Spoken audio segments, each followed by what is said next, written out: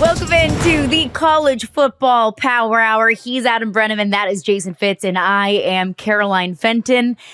I feel like I can say that the city of Nashville still collectively is hungover after Vanderbilt beat Alabama this past Saturday. I don't know who got more, or should I say less, sleep this weekend, the city of Nashville or Reese Davis. After early...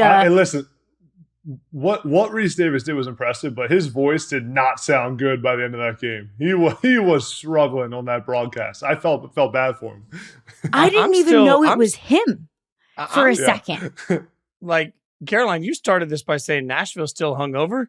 How much alcohol does it take for that city to be hungover? Like, I'm just saying that's a different level. For anything to actually have the city feel like they're like, I remember when Bears fans came in for an NFL Sunday at one point and literally drank Lower Broadway out of beer. They were very proud of the fact that they did it. And I was like, I don't know how that happened. So the thought of Nashville still being, punch drunk, like maybe Reese needs to go to Nashville for a couple of days. Won't help him get his voice back, but he'll feel good. Yeah.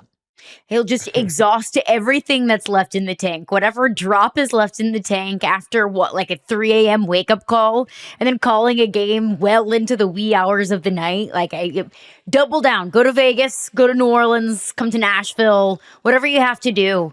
Just squeeze every last drop out of that lemon. But I do want to touch on that game that we're talking about. Reese Davis was on the call.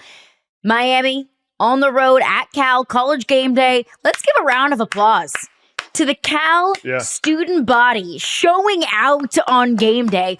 Hilarious College game day signs, and truly the game delivered late at night. I don't know how many people stayed up to watch it, but I thought Miami was going to be yet another domino to fall in the massive day of upsets that we had. Alabama falling to Vanderbilt, Tennessee falling to Arkansas, USC falling to Minnesota, but they squeaked by the hair of their chinny chin Fits. Yeah. This was a Cam Ward statement game. And I'm telling you, it felt to me in the fourth quarter like Cam Ward just looked around and said, you know what? I'm not going to let our season go down like this. I'm not going to let my Heisman hopes go down like this. I'm not going to let it end here. And I mean, it is rare that we see one player with a Herculean effort that simply lifts everybody to that level. Cam Ward in the fourth quarter did more than I think most Heisman hopefuls could ever hope to in a game. We talk a lot, Adam, about guys that are making Heisman statements. To will your team back in that sort of a climate that late, it's a weird body clock for Miami as well, playing that late in the West Coast. For them to have the energy to do that, and for Cam to do that particularly, I kept looking at it saying, look, you never know who's going to win the Heisman, but early on in the season, you're looking for Heisman moments. That was that for Cam. Especially on the road, to do it at Cal, traveling across the country, like you just said, Fitz.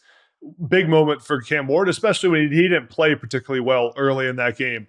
But now it's 2 weeks in a row that Miami has gotten by with some controversial calls. There was a targeting call in that game that changed the game completely. Brock Osweiler called it out on TV. He was calling the game. And I keep coming back, though, to how Miami 2 weeks in a row found a way to win the game.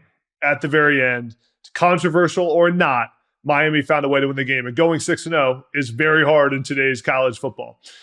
I also, and you guys know this, that those close endings and people talking about, is it controversial or not, that matters right now. 5 weeks from now, it's not going to matter. And 5 weeks from now, no one's going to look at these games and say, well, they won because of the targeting call. And that's not going to happen. So now Miami's 6-0, and they get to catch their breath a little bit before they have some winnable ACC games. That this thing looks like Miami's right in the driver's seat to control their own destiny the rest of the year. For Cam Ward, though, and Fitz, you just said it was his Heisman moment. Heisman winners don't turn the ball over 4 times in 3 games. So that's just interceptions. I believe he had a fumble or 2 in there too. So he's got to find a way to not turn the football over if he wants to, or else at some point it will get too costly and they won't get lucky at the end of a game with a call going their way, and they'll end up losing one of these games and kind of blow their whole season up, Caroline. Yeah, because there's a few different ways that you can look at Cam Ward and this Miami team as a whole. Yes, he has turned the ball over far too many times, but he's also found a way for his team to win. I mean, like looking at the final possessions of the second half. Obviously, the pick 6, and then punt, and then touchdown, touchdown, touchdown, touchdown. That was the game. Like that's both ends of the Cam Ward spectrum. You're going to get the good and you're going to get the, oh my gosh, what were you thinking? And then looking at this Miami team as a whole, it's kind of the same thing of, do you have some questions about this Miami team and their hierarchy in college football as a whole?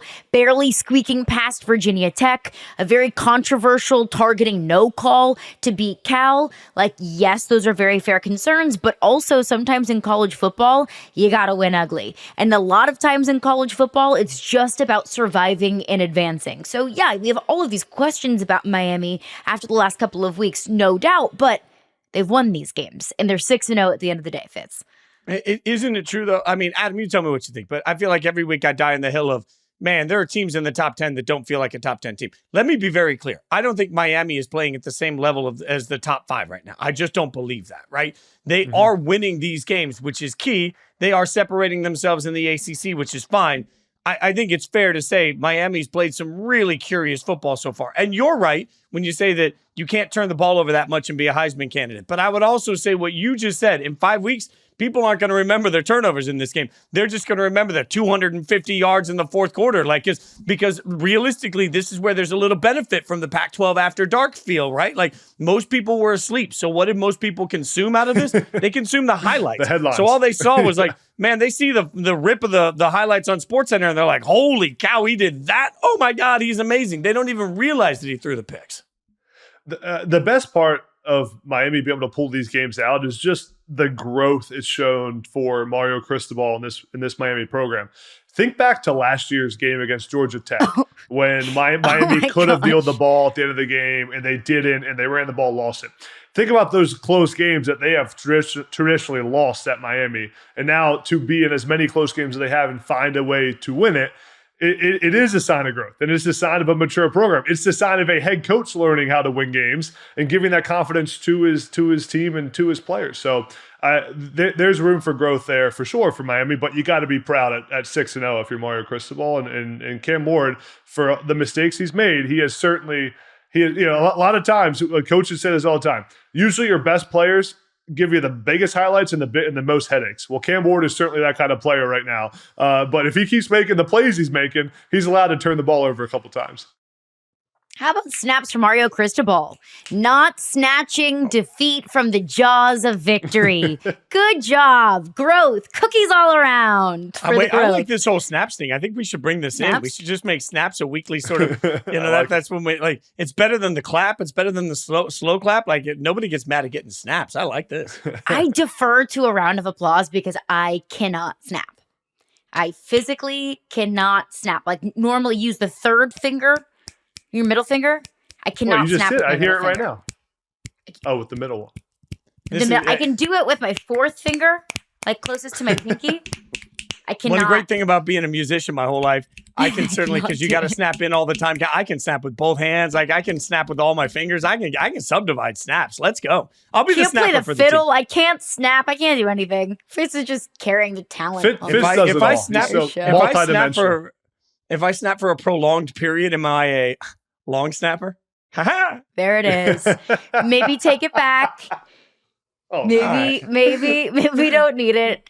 And let the record show, we were talking before we started recording the podcast, and Fitz was like, I'm not better than anybody. Fitz is better than all of us, okay? Fitz can truly do it all. All right, we got a new AP poll. And this was good. This is one that we were talking about on Saturday night that we were eagerly waiting for after the absolute chaos and the unranked teams upsetting the top 10 teams, top 11 teams. We were thinking, what the hell is the AP poll going to look like? So let's dive into it. Fitz, who is ranked too high in this week's AP poll has become wild trash. And I know that it's going to get crumpled up and that the committee's going to get in the way of it. But I beg you, if you are an AP poll voter of any sort, you can tweet me, DM me. My DMs are open at Jason Fitz. DM me and tell me how you could possibly justify putting Georgia ahead of Alabama. Why do we even play these games? I am lost at understanding. Like, I get it if we're talking about a ranking or a committee decision or a poll in December and you're talking about a game in September and you say, well, the team's changed. I understand all of that. It's a week and a half ago we saw on the field between Georgia and Alabama who is better. And now because of the loss to Vandy, we're just going to forget that? I cannot make this make sense. Why? Why? You lost to Vanderbilt. Yeah, okay. But fine. If we're going to take what do you mean, okay? Who's got the better win? Who's got the better win on their schedule? Who's got the worst loss? But who's the better team? At the end of the day, if you had to bet your house right now based on only the results that we've seen through the course of this season, we have seen Alabama beat Georgia. They both have one loss. But let's play the neutral site game. Neutral site tomorrow. Georgia's favored in that game. Don't you think, Fitz? No, I think Alabama's still favored in that game. I mean, really? I understand. Yeah, okay. Yeah. I still think Alabama's favored in that game. And I know that we're going to say, well, one half was good for Alabama, one half was good for Georgia. But like, genuinely, Caroline, my pushback to this would be, what's the point of playing the game? Like, if Vandy means so much, is Vandy ranked ahead of Alabama? No, because that just doesn't make any sense.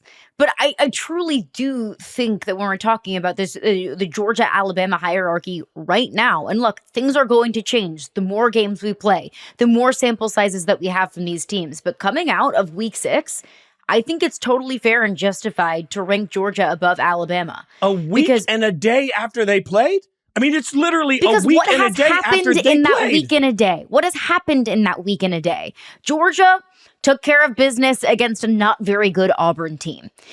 Alabama went into Nashville and got their butts whooped by Vanderbilt. And it wasn't even like a weird fluky game where you could say, okay, if Alabama and Vanderbilt play 10 times, Alabama wins at 9. It's not even like if they play 100 times, Alabama wins at 99. No.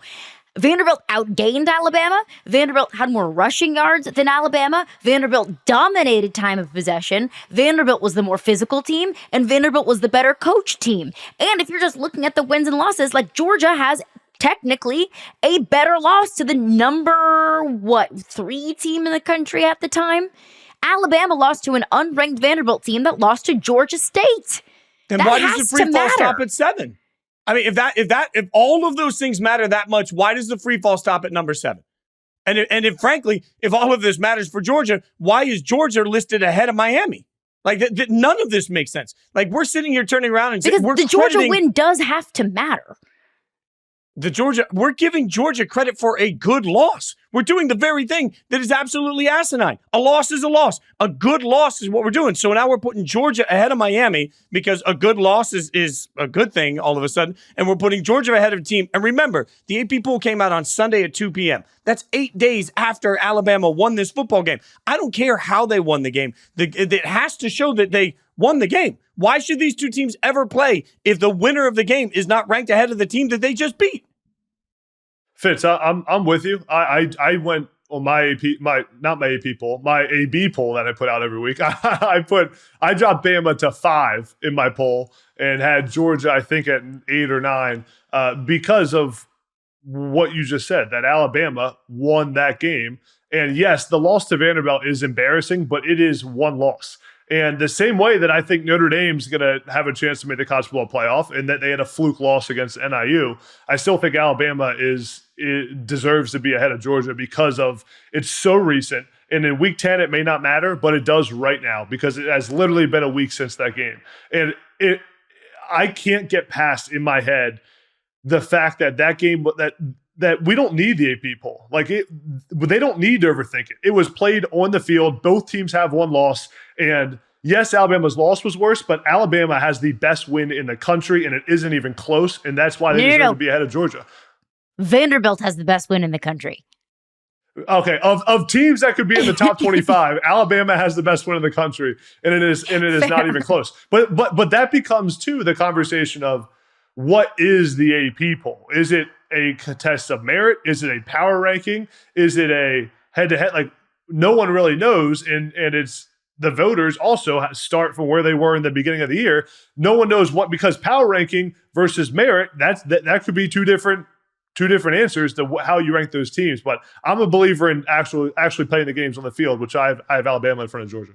But also then I'll add to all of this. If we're going to sit here and start valuing losses at different levels based on who you lost to, why is Clemson so low? I mean, if we're going to talk about one loss at this point, Clemson has one loss to Georgia. So why is Clemson ranked below Tennessee? Clemson has a much better loss than Tennessee does. I mean, you could argue at this point, based on the rankings as they stand today, Clemson actually has a better loss than Georgia does. So, like, if we're just going to get willy-nilly with the results we've seen on the field, doesn't really matter that Georgia beat Clemson. Clemson has a better loss, so just rank them up there. It's a very fair argument, and it's something that when I looked at the AP poll, that was one team that stood out to me like a sore thumb of why are we still not giving Clemson credit for what they've done since that loss to Georgia. But I think it's important. Adam, you ask, what's the AP poll? It doesn't matter. Doesn't matter what the AP poll is. All it is a bunch of people, very smart people, that all prioritize and value different things. I mean, we, the three of us, are a sample size of how many people vote in the AP? 50? I value Georgia's loss more than I value Alabama's bad loss, more than I might value Alabama's good win. You, Fitz, you, Adam, you guys think something differently. So whenever you put all of those things together and you just mush up a bunch of different points, you're going to get very odd and very skewed results because people value different things and they're not consulting all of these things. This is why the college football playoff matters. Like, once the college football playoff rankings come out, who cares about the AP poll? Nobody cares. What really matters throughout the landscape of the season is what matters to the college football playoff committee. And these are the exact conversations that all of these influential people in a ballroom are going to be talking about is what's more important, Alabama's win over Georgia or Alabama's loss to Vanderbilt? The only thing that I would say, as I've trashed the AP poll repeatedly here, and I think you're right, I think the AP poll, frankly, should go away. I don't think it should exist anymore. The only thing to do is let the playoff committee make these decisions. That being said, if it's going to exist, I beg someone involved with the AP poll to push the entire vote back a day. Release it on Monday. My only point to all of this is we talk about who's too high, who's too low all the time. We talk about it every single week on this show. The fact is, this poll is released at 2 p.m. and they struggled this week. I do a reaction video to it to Yahoo. They struggled to get it out at 2 p.m., which means voters were having a hard time getting their votes submitted. Somebody tell me how, if you are an AP poll voter, you managed to somehow watch enough to know by Sunday at 1:30? Yeah, there's no way. You were watching 52 games at once trying to figure out who's good and who's bad. And half these voters probably, to my point earlier, didn't even really watch what happened at the end of the Miami game to know how that story went. If we really want the AP poll to get any weight from any of us, they need to delay the release of it to Monday and ask voters on Sunday to watch all of the games in condensed form so that they can make real, educated decisions. Otherwise, what is the AP poll? To Adam's question, it's a popularity contest voted on by people that didn't watch enough of the games to actually make the decisions they're being asked to make. And it's something for us to talk about. I know Fitz was so fired up for this segment, which I love. Anytime we get an AP poll talk on here, like, this is Fitz's favorite segment of the show is too high, too low. But my last thought on the Alabama-Georgia debacle is that a lot of times we debate the head-to-head contest, like end of the season, and we always hear people talk, okay, maybe it's a 10-2 team and an 11-1 team, but the 10-2 team beat the 11-1 team head-to-head, and it's like, why do we play the games if they don't matter? Like, and that's kind of like a far-fetched argument, but we're literally talking about 9 days ago now, same exact record, both with one loss, and Alabama beat them a week ago. Like, that should be as clear cut as it could possibly be. This isn't even a debate in like week 12 when we have two teams with different records. Like, this is it couldn't be more clear. These two teams played on the same field, and that brings me into the other AP poll issue I have. And I'll transition to who is too low in this poll is Indiana and Pitt, both undefeated in Power 4 conferences and both way too low in the ranking. Pitt being outside the top 20 at this point is criminal. Pitt is 5-0 with wins against UNC, Cincinnati, and West Virginia. Granted, not the best teams in the world, but not an easy schedule, especially for an ACC team. For Indiana's 6-0 in the Big Ten. And at this point in the season, if you're a power conference team and you are undefeated, you should be in the top 15. You should definitely be in the top 20. Like, I don't even understand how these teams are as low as they are. So, and I think it comes back to when the AP poll comes out, and Fitz has said this a million times, that the first poll should come out after 3 weeks. Then some of the biases and the rankings get eliminated. The best teams get ranked, especially in an era. This is my key point. Especially in an era where the transfer portal and these teams look so different year after year that we don't even know what these teams look like till we see them on the field, because they have gotten so many new players. Their quarterback has left. Coaching changes happen all the time. It's impossible to do preseason rankings. And then these rankings, the preseason AP poll, stays with everyone through the first few weeks of the season, and we get situations like Pitt being undefeated in the ACC, 5-0, and being outside the top 20. We have Indiana being ranked at 18 when they're 6-0 in the Big Ten because they were unranked in the preseason, and a bunch of teams were ranked that no one knew what they were going to be and brought in a bunch of transfers, and no one knew who was even playing for these teams. So I think it's criminal that undefeated teams in power conferences are still outside the top 20 in the current AP poll. It's all about the brand name. Yep. And we're going into week 7. We have 6 weeks of a sample size of these teams. Surely we do not need to continue to push our preseason biases into the top 25. So this has just become a rant about the AP poll. Screw the AP poll. I would say they got 2 things right. The 2 things that I feel like are just right. Texas at 1 and Ohio State at 2. Call it a cop-out, call it the most obvious thing that we're going to say all day on this podcast. But just looking at the AP poll, I could poke holes in nearly every single ranking. We talked about Clemson. You talked about Indiana. You talked about Pitt. Why is Michigan still in the top 25? What has Michigan done to be the best 2-loss team in the country? Why the hell are they in there? Take them out. Yeah. They've thrown for a total of 100 yards through 5 games.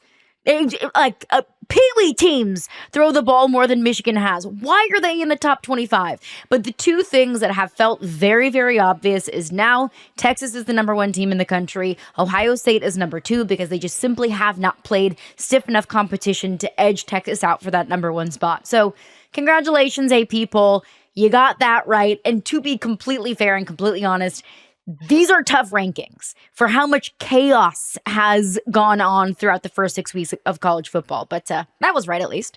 Can I also laugh at one other, I want to laugh at one other thing with the AP poll. I'm just laughing at it. I'm not yelling at him. I'm just laughing at it. Go ahead. In the others receiving votes category, who showed up this week? Vandy and Arkansas. So it's I get it. You got a big win. So, Vandy beat Alabama. They must be a fringe top 25 team. Good God, is this what we're doing?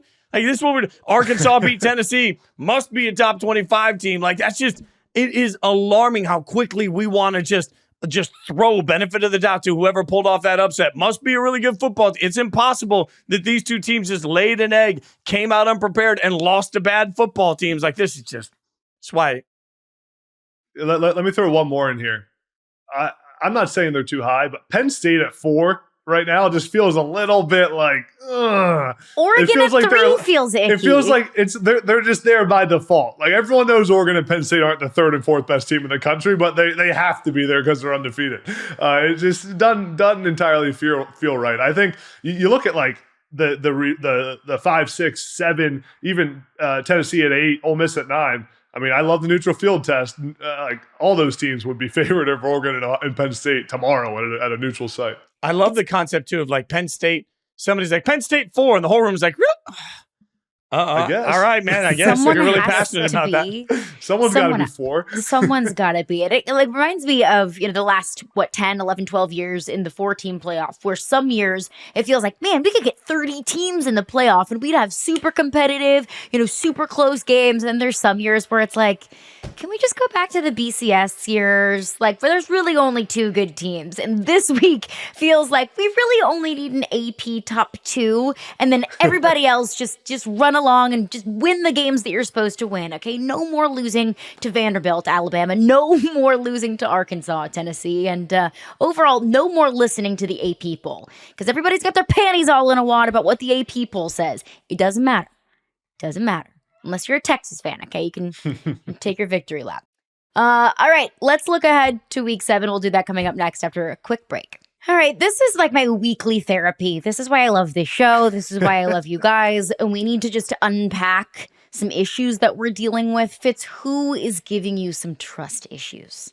Oregon still is on this list. And, man, I watched it live, so I went back and rewatched it just to make sure that I wasn't, maybe I had taken a little bit too much party before. And no, like I watched that Oregon first half against Michigan State, and it's not right. Like the explosiveness isn't right. The timing isn't right. Dylan Gabriel is not right. Like the number of times you just watch it and think, Adam, man, everything's a little out of pocket for this offense. Everything's a little out of pocket for this team. It shouldn't have been that competitive for a half. Oregon is a much better team than Michigan State in every possible way. And it took a little bit for them to pull away because they just couldn't find rhythm. Dylan Gabriel's making a lot of boneheaded mistakes. And frankly, I think most of us thought that he was going to be this experienced quarterback that comes in with weapons he's never had before. And as a result, we get this dynamic offense. And instead, I feel like I'm watching a meh quarterback with really good players around him, kind of playing meh football. Like I thought this was going to be the matchup of the year. And right now, I have a hard time not finding a double-digit win for Ohio State coming because I don't trust Oregon.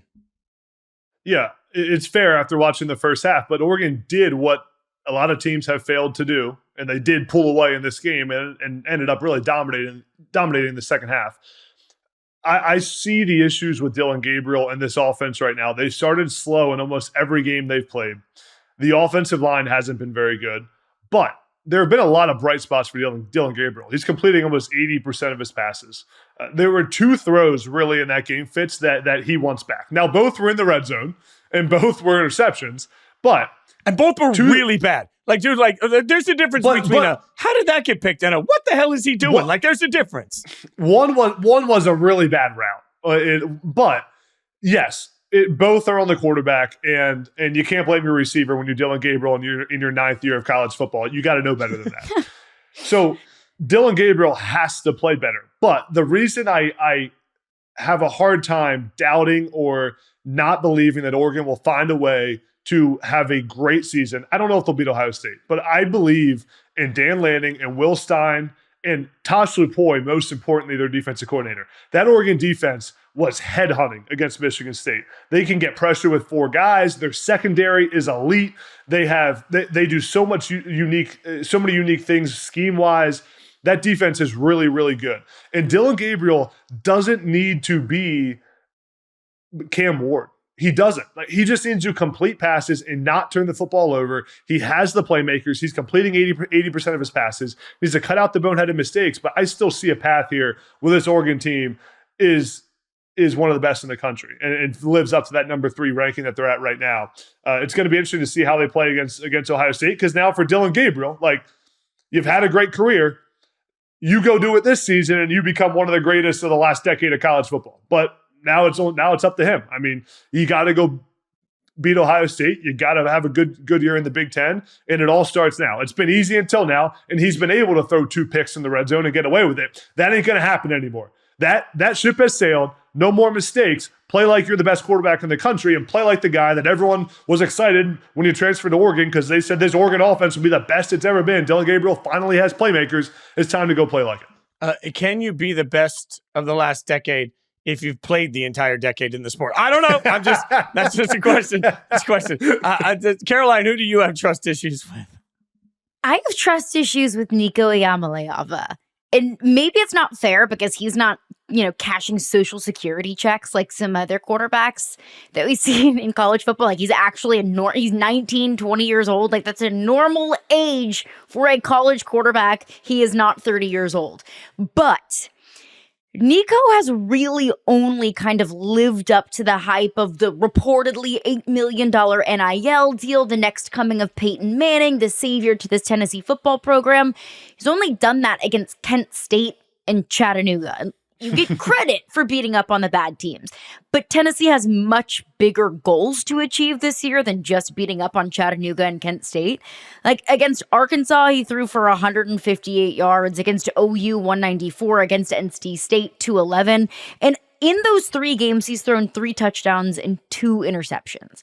And look, against OU, he didn't have to do anything super sexy. They were running the ball super effectively. Oklahoma coughed up the ball twice and just kind of handed Tennessee opportunities on a silver platter. He had 2 bad picks against NC State. One of them was a pick six, but you look at the final score, it was like 51-10. So you say, okay, does it matter? Like you said, Adam, you can make those mistakes. You can afford to make some of those mistakes when you beat up on some of these inferior teams. But it reared its ugly head against Arkansas. That's really when you started to see the dents in the armor. When you could afford to be conservative against Oklahoma, you really couldn't afford to do that against Arkansas. The way that Taylon Green was moving the football, the way that Arkansas's defense was taking away the run for the most part, when they needed Nico to make big plays, he couldn't. He was overthrowing receivers. The 4th and 5 on the final play of the game, you have to score. You have to get the ball out of your hands. And what do? You run out of bounds. I was so looking forward this year to seeing a Tennessee offense that was a little bit more reminiscent of 2022 with Hendon Hooker. And instead, I think what we've seen so far, at least against conference opponents and Power 4 opponents, it looks more like the Joe Milton offense. And I know that sends shivers down some Tennessee fans' spines. Now, I think that Nico is still an incredibly talented quarterback. I think that he can still achieve a lot at Tennessee. I still think that Tennessee can be a college football playoff contender. But now I have some more reservations about what this offense truly is and can be.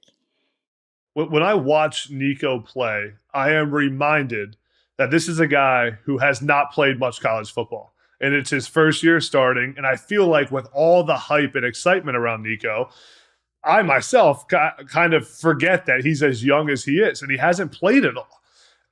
And he plays like a guy who hasn't played at all.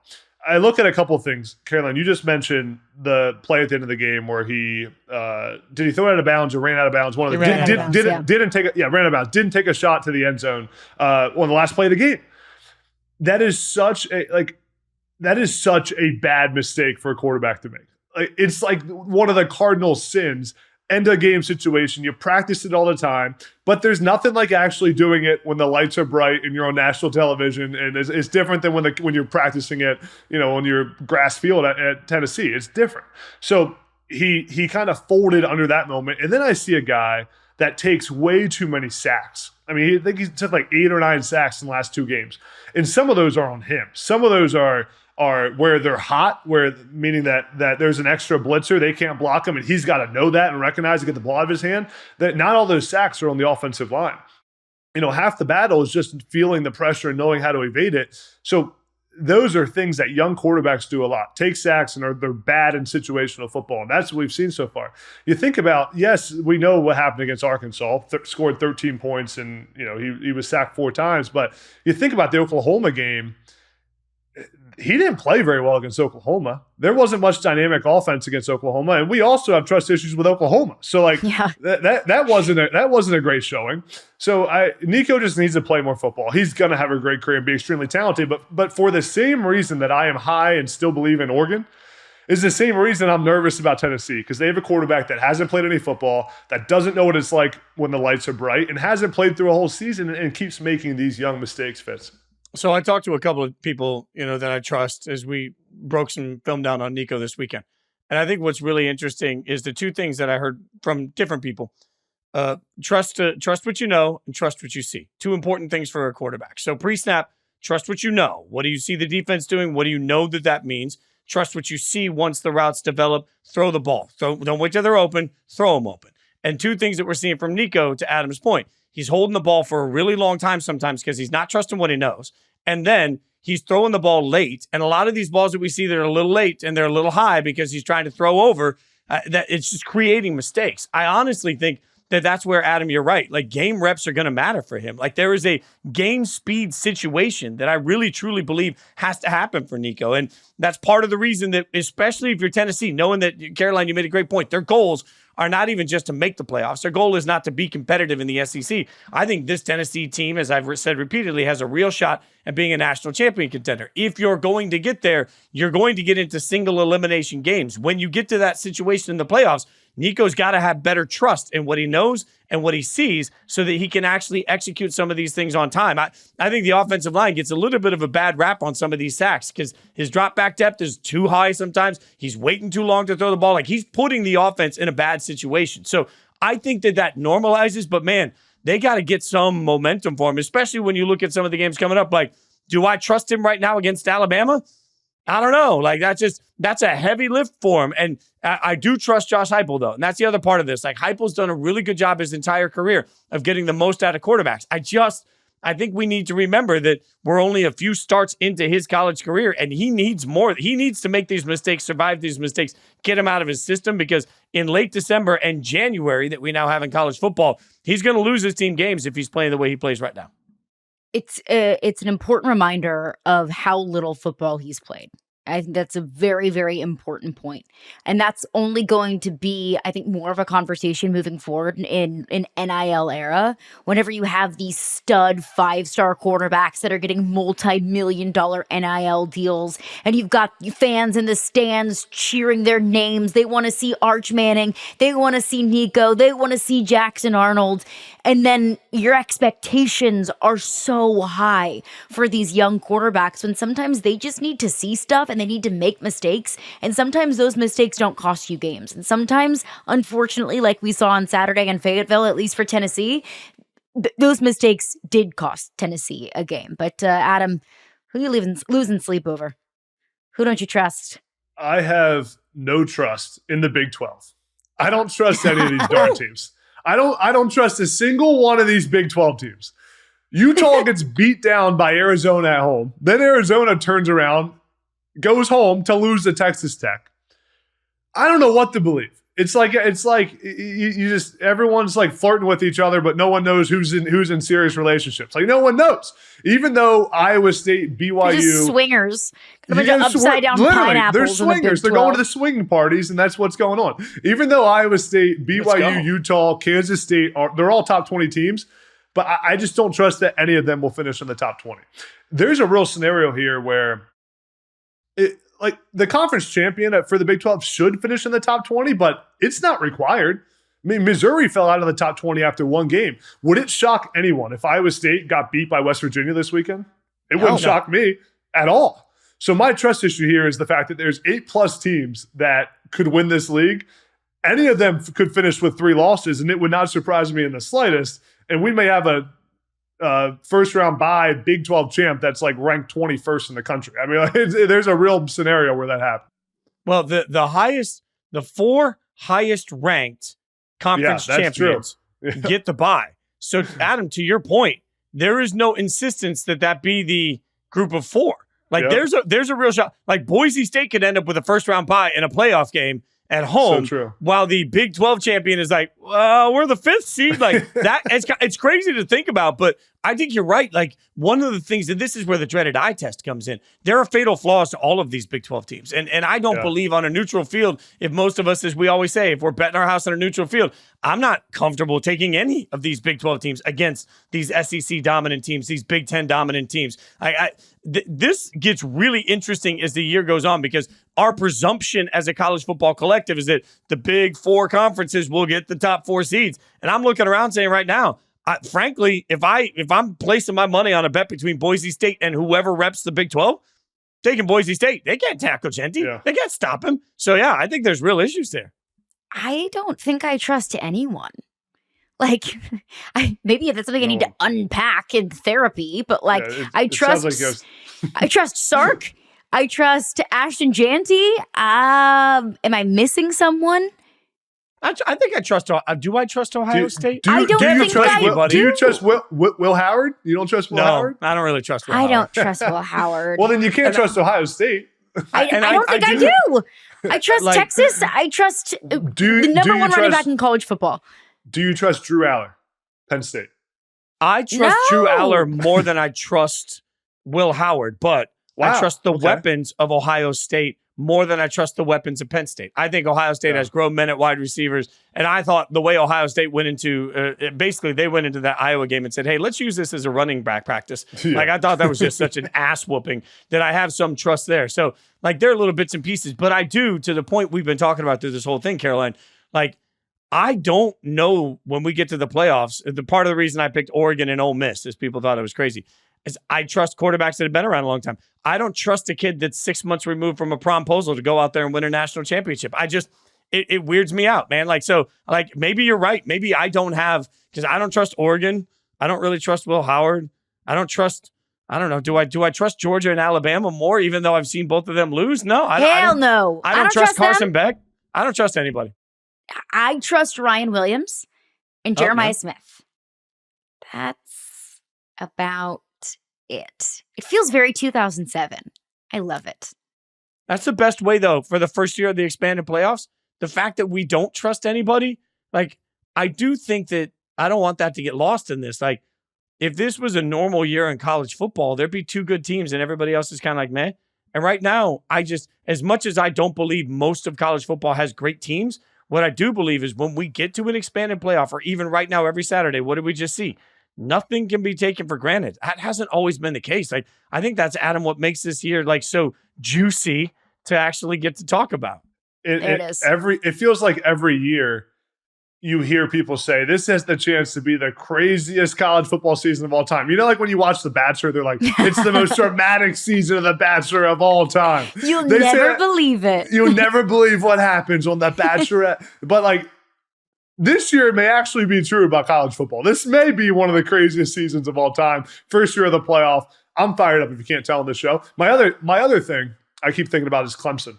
I just want to throw it in there. I keep thinking about how Clemson was down, 6-0 to Georgia at halftime, and that's the only loss of the year at 11. I think I may trust Clemson more than I trust Tennessee right now. I think I trust Clemson more than I trust maybe Penn State. Like, I love Penn State, but I still haven't seen a whole lot from them this season, so it's going to be interesting to see how it all plays out.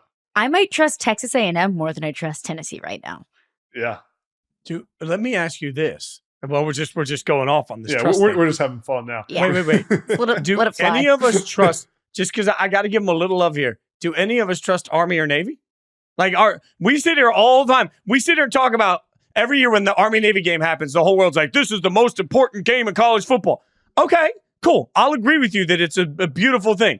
If we are going to sit here in December and talk about the glory and greatness of Army and Navy, can we at least acknowledge the fact that they are both currently undefeated? Like, they both, like, we talk about the group of five, the AAC's turning around saying, hey, things look pretty good for the service academies right now. I don't know if I trust them, but man, I want to. I mean, Army's been whooping teams. They went on the road at Tulsa and beat them 49-7, and then they turn around this week, and they play a pretty horrendous UAB team. Like, and Army's going to be undefeated next week too. It's a very fair point. So I'm on the call for UAB Army this weekend, so I know this team extremely well. As you let's guys go. know. I call all the Army home games. So the difference between this Army team is that they throw the football with the triple option. I mean, Bryson Daly, their quarterback, last week was 5 of 5 for 150 yards and 2 touchdowns. So you talk about efficiency in passing, 5 of 5 for 150, insane. And our Army's legit. Now, can they beat one of these Power 4 teams? I don't know, but they got a chance to run the table and win the AAC. So it's going to be. It's going to be any man's game here. It's going to be fun to watch. Yeah, let's circle that Navy Notre Dame game. Who knew that Navy Notre Dame could turn out to be the sexy playoff sort of like, let's go, Navy Notre Dame. And Caroline, you mentioned UAB that Army plays. Trent Dilfer, their head coach. UAB lost like 71-20 against Tulane last week. I mean, things are not looking good at UAB right now. Not looking so hot for Trent Dilfer at UAB, but give me like an Army Penn State first round playoff game. Oh, that'd be great. That's what dreams at are Beaver made Stadium. of. Oh my God. In-state college. Come on now. Just give me one of the service academies in. Man, like service academy sick. going the flyover for that. Oh God, yes. Whew. And you know what? We made fun of Army, Navy, Air Force, Clemson at the beginning of this season, the 4 teams in FBS that didn't take a transfer. Who's laughing now? Who's laughing now? All right, let's look ahead. Texas and Ohio State. I mean, go. Alabama's not. Alabama's like, you know what? Maybe that whole transfer portal thing. Maybe we should look more at New Mexico State more so than we're looking at, the Ohio States and the Georgias of the world. All right, some big games coming up this weekend. Some juicy matchups, to use Fitz's favorite word. So we'll hit that coming up next. All right, everybody. Adam, What are we watching this week? No binge stream skip, by the way, because we got yelled at by Adam last week for saying that there's a skippable game in college football. Maybe it's more like binge stream sicko, like the games that everyone's watching, and then the game that only like true college football sickos are watching. But what are we watching? When I rewatched that segment from last week where I called you guys out for saying that, I like come across as like visibly angry when I'm saying it. I was like very harsh. We noticed on that. We noticed. It's fine. Yeah. We pissed that off. The game. So many good games on this slate.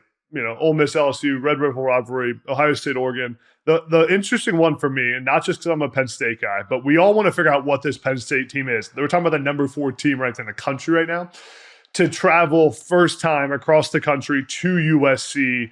The Penn State USC matchup. I know that USC just lost, but we are going to find out a lot about Penn State in this game. If Penn State wins by 14 points, 21 points, this is a legitimate top 5 team in the country and should be a real Big Ten title contender with Ohio State and Oregon. If Penn State goes to USC and loses, Penn State fans aren't going to be very happy. I'll tell you that. After all the drama around James Franklin and USC for the last 5 years, and I mean, this is a game Penn State has to win, and we're going to find out. They've played UCLA, they've played some of these teams that aren't that good yet in the Big Ten and in college football. So for them to have a real opponent now against Lincoln Riley and USC is going to be fun to see how Penn State really stacks up. Aren't we going to learn a lot too about Lincoln Riley? I mean, because you just mentioned USC just lost their second game, which typically means you're out of the college football playoff conversation. Now, there's a lot of football left, and this is a weird year, so God only knows. But we're going to find out exactly how this USC team responds.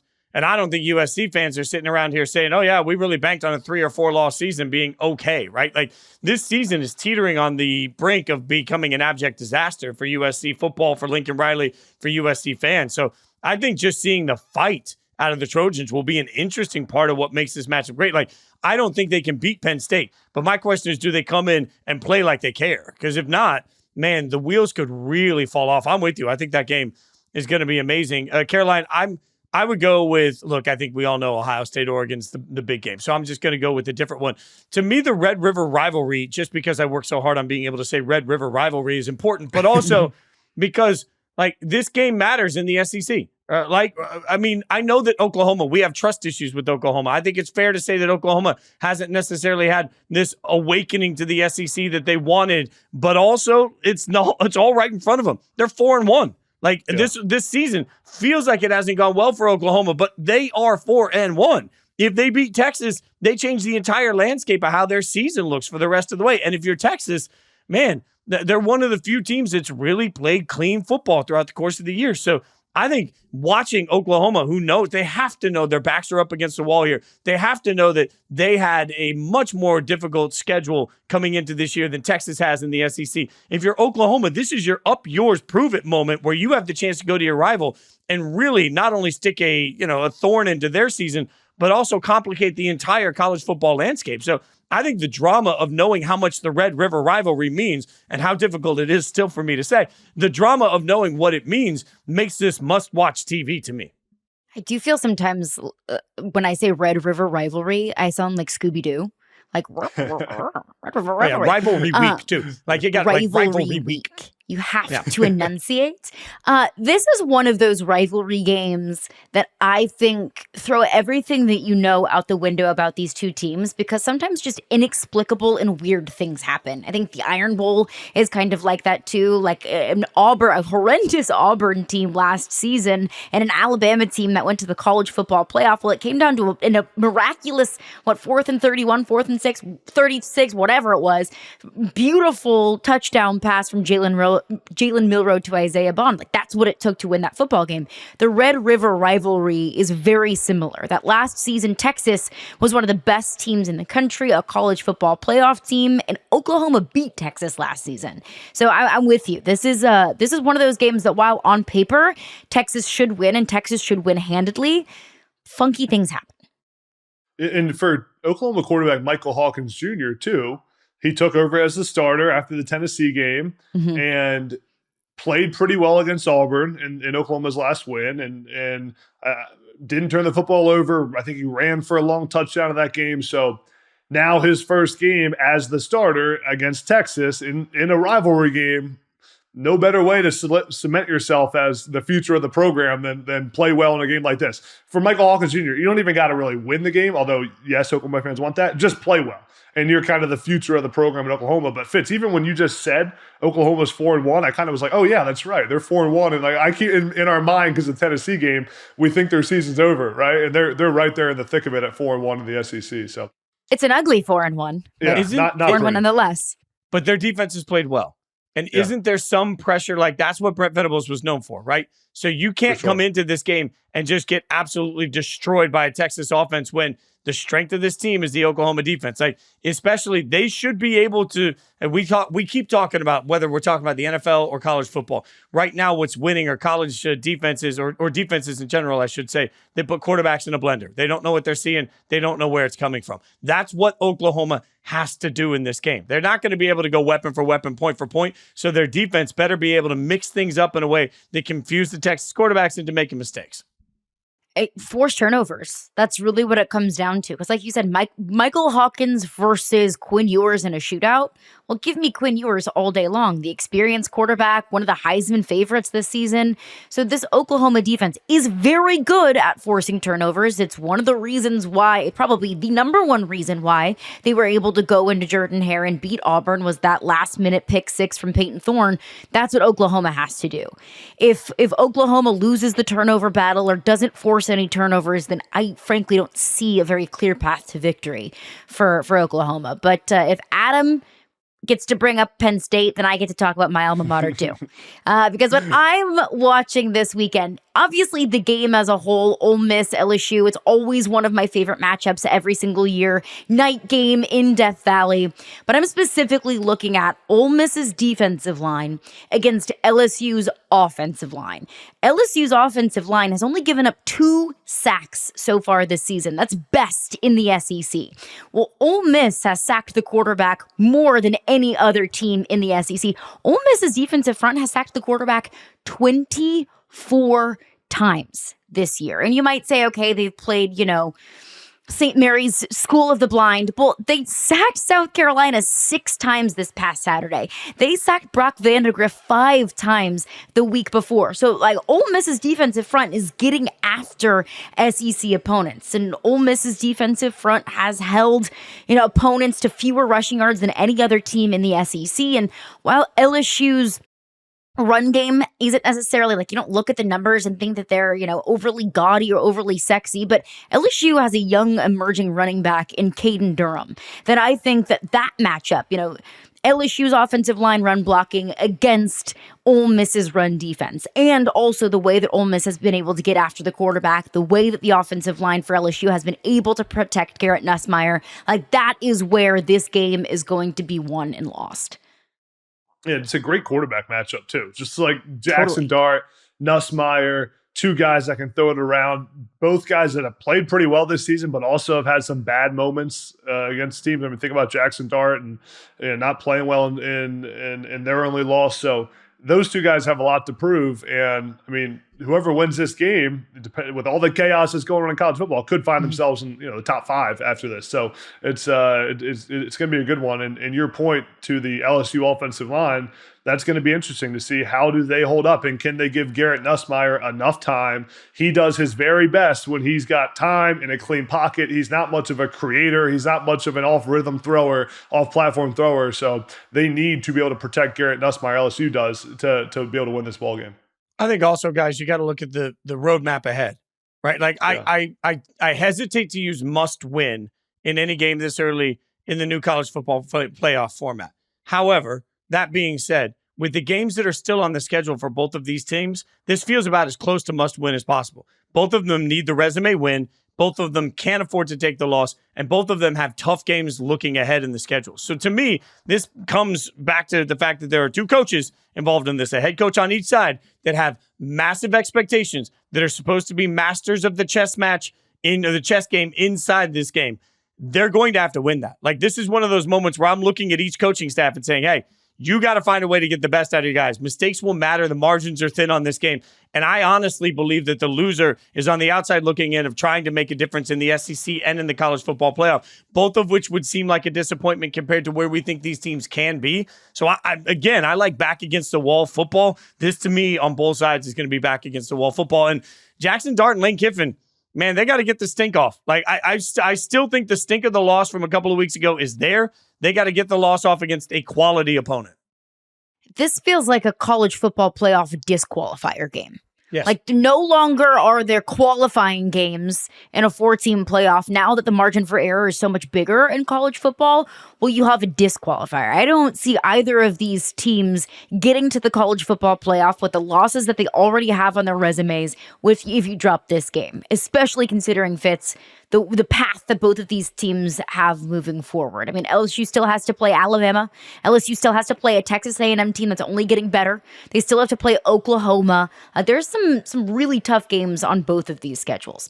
Any final thoughts before we head into week 7 college football? When you think about what Ole Miss put into this season, frankly, hitting the transfer portal the way they did, the level of cred that we've never seen Ole Miss give, ever.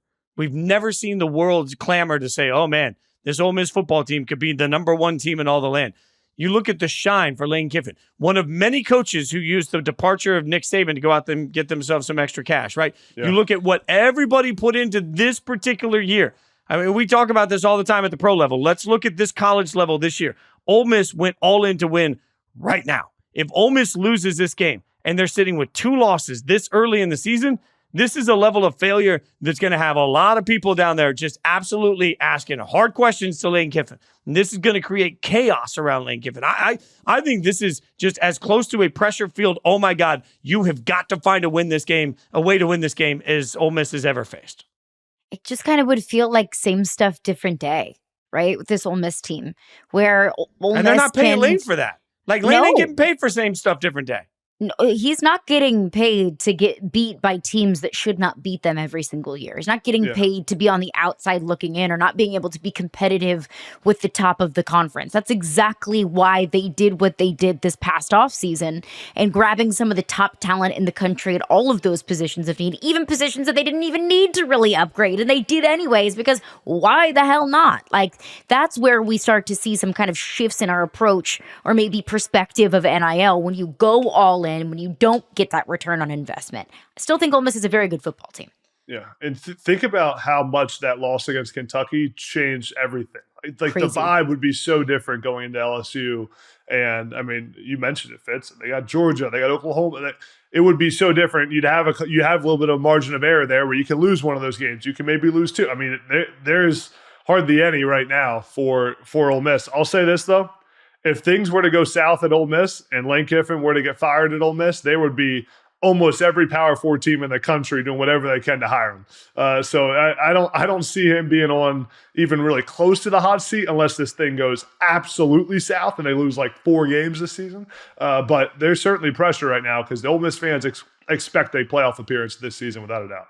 And you're right. I don't think the hot seat's inevitable, but I do think there are going to be people looking around saying we didn't pay $9 million to not make the playoffs. Playoff expansion is going to, they always talk about the Buddy Garrity's Friday Night Light reference, like the used car dealership that's coming up and saying like, well, Coach Taylor, what's happening this week with the team? When you're paying a coach $9 million and you're asking everybody to keep donating to NIL every single time they turn around to build a team that you're going through the transfer, like the transfer portal is just a really cute way of saying paid labor. Like every one of those guys is getting some sort of an offer. So they went to the Buddy Garrity's, they got all the money together, they built this team. They get that $9 million a year coach. In playoff expansion with 12 teams, if Ole Miss isn't one of those 12 teams, there are going to be some people down in Mississippi that want answers. And they're going to be knocking on coach's door saying, hey, coach, what in the hell happened here? And they're right to. That's the modern climate of college football. And it's crazy, right, to talk about the feelings of a fan base of a team that has never made the college football playoff, hasn't even really sniffed the college football playoff, if my memory serves me correct. And now all of a sudden, you're going to have people knocking down doors demanding answers if this team misses out on the college football playoff. But that's life right now in college football. When you can kind of microwave success, or at least there's this idea that you can microwave success by putting a bunch of money into a roster and investing a ton of money into a coaching staff. That's what you expect. You expect and frankly demand results, and not everybody can get them. Everybody's investing into their program, but not everybody can get those results that they're looking for. This is what the 1%ers are going to do, though, right? Like, I mean, Ryan Day is going to get fired if somehow, some way, Ohio State doesn't win big games. Like, that's just, and that's wild to think. I don't know his record off the top of my head, but he has very few losses. We all know that, right? Like, to think that a coach as successful as Ryan Day and the fan base will be like, nope, get rid of that bum. He can't win. Like, that's new modern college football too. Like, at certain programs, winning a bunch of games doesn't really matter unless you're winning the big ones. I mean, has Ryan Day lost to a Big Ten opponent not named Michigan? I don't believe so. I don't think so. I don't Only think Michigan. that he has. Yeah. Yet Ohio State fans are looking around like, what's this bum doing? Yeah. It's crazy. It is crazy, 39-3. According to Google, he is 39-3 against Big Ten competition. 39-3. Grass And is are always all greener. three against Michigan? Yes. Like really good Crazy. Michigan teams. One Michigan team that went on to win the national championship. It's not good enough.